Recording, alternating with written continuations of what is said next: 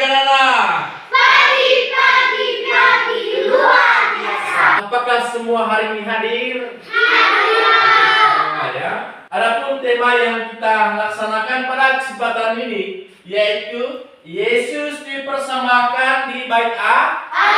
Sebelum kita memulai kegiatan kita pada hari ini, pertama-tama kita membuat kesepakatan kelas. Yang pertama, mendengarkan saat teman berbicara. Lalu kemudian menghargai pendapat dan ide teman. Ya. Lalu tidak mengganggu saat orang lain berbicara atau bekerja. Lalu yang keempat, menyelesaikan tugas dengan tepat Waktu. Kita awali kegiatan ini dengan doa. Teman-teman, marilah kita sapa hati kita untuk berdoa. Karena Bapa dan Putra dan Roh Kudus. Amin. Ya Bapa Sang Pencipta, terima kasih atas kesempatan hari ini. Demi Kristus Tuhan kami. Amin. Bapa dan Putra dan Roh Kudus. Amin. Adapun tujuan pembelajaran kita pada hari ini yaitu peserta didik mampu memahami peristiwa Yesus dipersembahkan di Bait Allah. Kita menyebutkan kewajiban agama yang dijalankan bersama orang tua, mengetahui tujuan dilaksanakannya kewajiban keagamaan, dan mampu melaksanakan kewajiban agama dalam kehidupan sehari-hari dengan menunjukkan sikap hormat, patuh, bakti dalam memuji dan menyembah Tuhan. Ada beberapa pertanyaan yang perlu kita jawab. Apakah kalian memiliki foto saat baptis di gereja? Saya Pak. Adik Ilan, silakan adik. Ada Pak. Ada ya. Lalu siapa saja keluarga yang hadir saat kamu dibaptis? Ibu, Bapak, kakek, nenek, dan para saksi. Ya, bapak, ibu, kakek, nenek, ya. Lalu bapak dan mama saksi. Lalu siapa yang masih ingat ya? Siapa nama pastor yang membaptismu di gereja? Saya Pak. Silakan adik Sania. Ya, Adalah Pastor Abah ya. Baik, terima kasih untuk Sania. Lalu yang keempat, mengapa orang tua kita membawa kita ke gereja untuk dibaptis? saya Pak. Silakan adik Kevin. Untuk menjadi anak Allah, untuk menjadi anggota gereja, untuk menjadi anak Tuhan.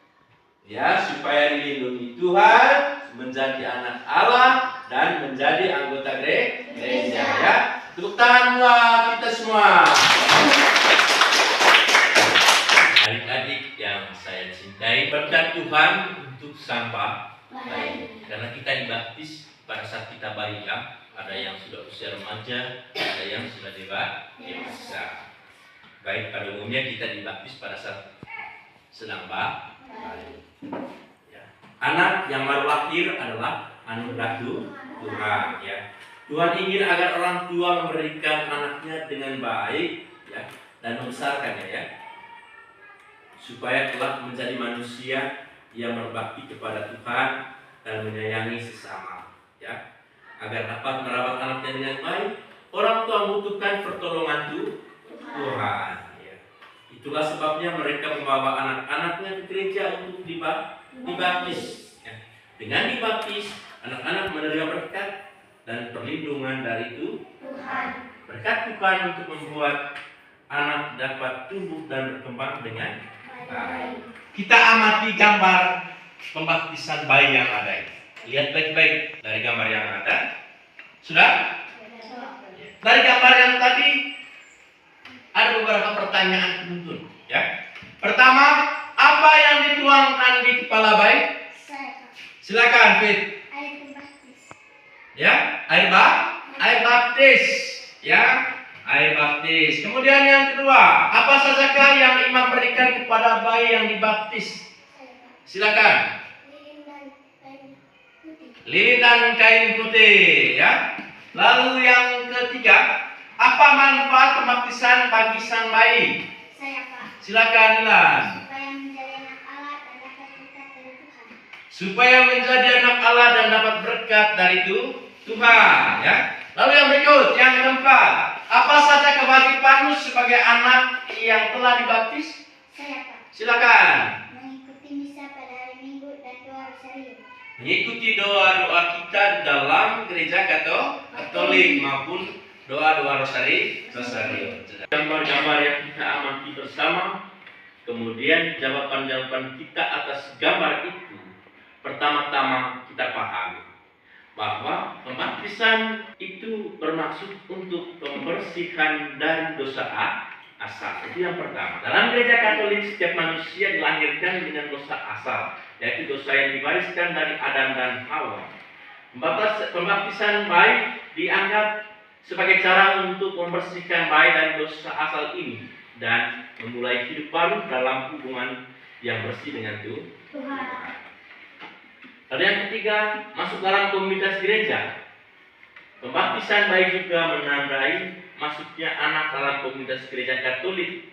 Sakramen ini menandakan bahwa bayi menjadi bagian dari tubuh Kristus, yaitu gereja, dan diakui sebagai anggota gereja yang sah.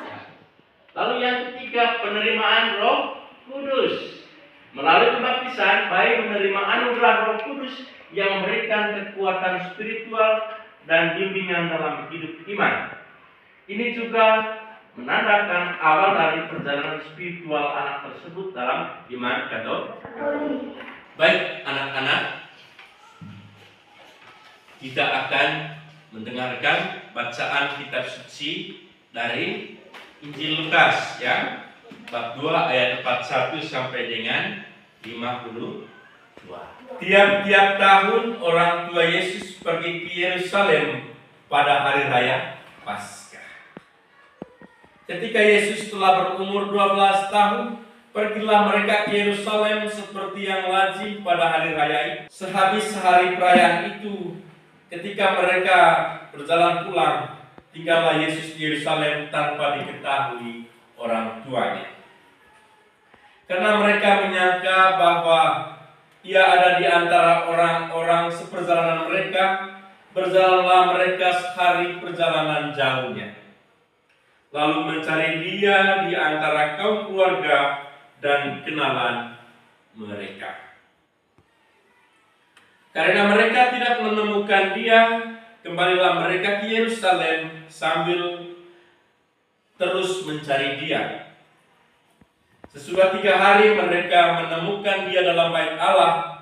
Ia sedang duduk di tengah-tengah alim ulama sambil mendengarkan mereka dan mengajukan pertanyaan kepada mereka. Dan semua orang yang mendengar Dia sangat heran akan kecerdasannya dan segala jawab yang Ia berikannya.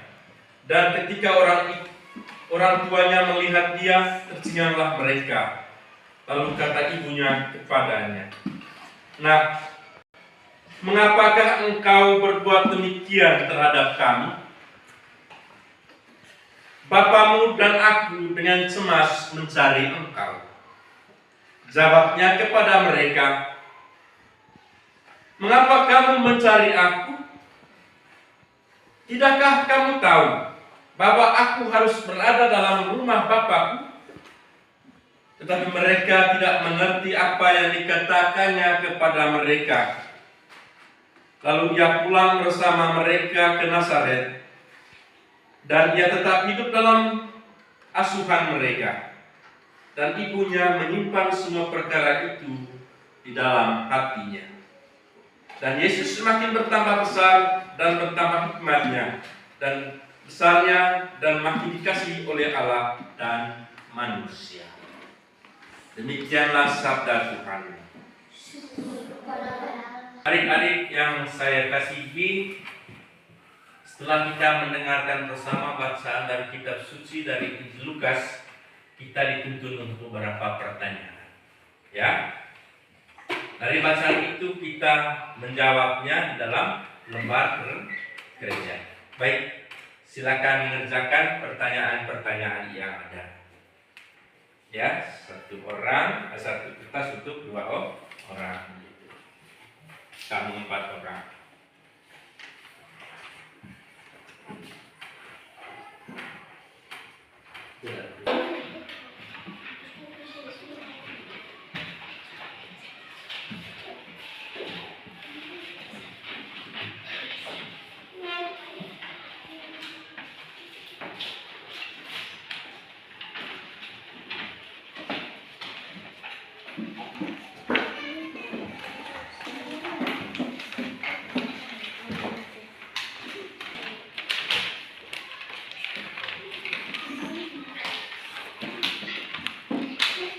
Sudah? Ya, Pak. Baik, kita kumpul ya. Kumpul di KPD.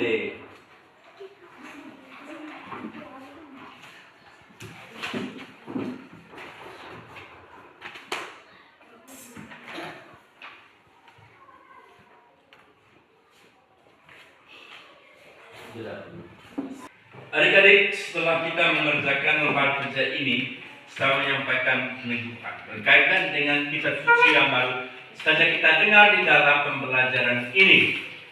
Bait pertama, bait Allah adalah tempat berdoa umat Yahudi, tempat yang disucikan. Orang tua membawa Yesus ke bait Allah untuk dipersembahkan kepada Tuhan.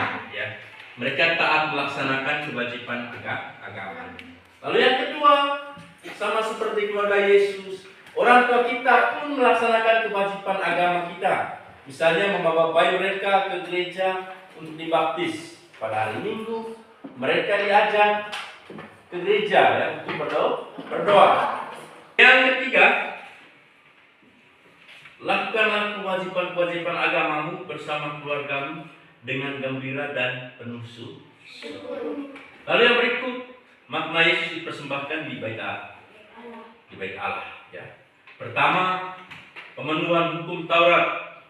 Ya, menurut hukum Taurat, ya, dalam kitab Imamat, setiap bayi laki-laki yang lahir harus dipersembahkan kepada Tuhan. Dan ibu harus mempersembahkan korban penyucian.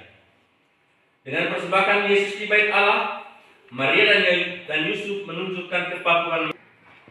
Lalu yang kedua, ya, pengenalan Yesus sebagai Mesias. Dalam peristiwa ini Yesus dipertemukan dengan dua tokoh penting, yaitu apa? Simeon dan Hana. Simeon yang sudah menantikan kedatangan Mesias mengaku Yesus sebagai terang yang menyinari bangsa-bangsa dan kemuliaan bagi Israel. Hana juga memberikan pujian kepada Tuhan dan berbicara tentang Yesus sebagai bayi yang akan membawa keselamatan. Pengakuan mereka menegaskan bahwa Yesus adalah Mesias yang dinantikan. Lalu simbol penyerahan diri kepada Tuhan. Peristiwa ini menunjukkan simbol penyerahan diri Yesus kepada Tuhan.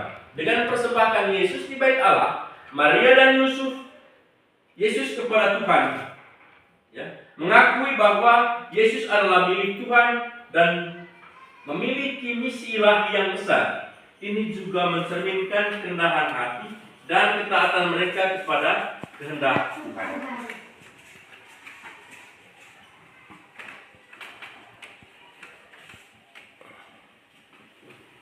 Lalu yang berikut, penggenapan janji Tuhan.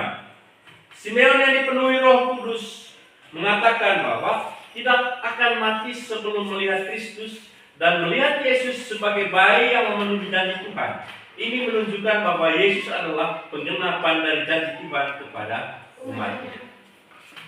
Awal dari misi keselamatan. Peristiwa ini menandai awal dari misi keselamatan Yesus. Walaupun Yesus masih bayi, pertemuan dengan Simeon dan Hana menandakan bahwa misi keselamatannya telah dimulai. Ini juga menunjukkan bahwa keselamatan dan penebusan bukan hanya untuk orang-orang tertentu, tetapi bagi semua umat manusia. Lalu yang ketiga, kehidupan sebagai keluarga kudus. Maria, Yusuf, dan Yesus menunjukkan model keluarga yang hidup dalam ketaatan kepada Tuhan. Peristiwa ini menggarisbawahi pentingnya hidup dalam iman dan ketaatan sebagai sebuah keluarga yang menjadi teladan bagi umat Kristen. Dan pertemuan itu kita telah membahas bersama berkaitan dengan bagaimana peristiwa Yesus dipersembahkan di bait Allah melalui kitab suci yang baru saja kita dengar. Kita diminta supaya berefleksi, ya, kita merenungkan kewajiban sebagai orang beriman, ya, dengan pertanyaan di dalam hati kita masing-masing dan menjawabnya. Sudahkah saya rajin ke gereja pada hari ini? Kita ditugaskan untuk selalu mengikuti perayaan Ekaristi, ya, di gereja dan terlibat aktif dalam tugas-tugas dalam gereja, ya. Misalnya sebagai istimewa, kor, dirjen, organis, dan lain-lain, ya. Lalu menuliskan di buku tugasnya satu tugas pelayanan yang ingin kita lakukan kemudian, dan meminta tanda tangan orang tua, ya. Itu tugas yang akan kita. Lalu yang berikut, orang tua Yesus saat melaksanakan kewajiban agamanya, misalnya mereka membawa Yesus ke Bait Allah di Yerusalem untuk dipersembahkan kepada Tuhan. Baik, kita akhiri pertemuan ini dengan doa. Sebelum kita tutup, tepuk 1, tepuk 2, tepuk 3, tepuk 4, tepuk 5. Baik, kita tutup dengan doa. Satu orang untuk mengikat kita dalam doa. Ya, silakan, ya. Kita berdiri. Tuhan Yesus yang Maha Baik, berilah kami semangat untuk melaksanakan setiap kewajiban agama dengan setia dan takut. Demi Kristus Tuhan kami. Amin. Karena Bapa dan Putra dan Roh Kudus.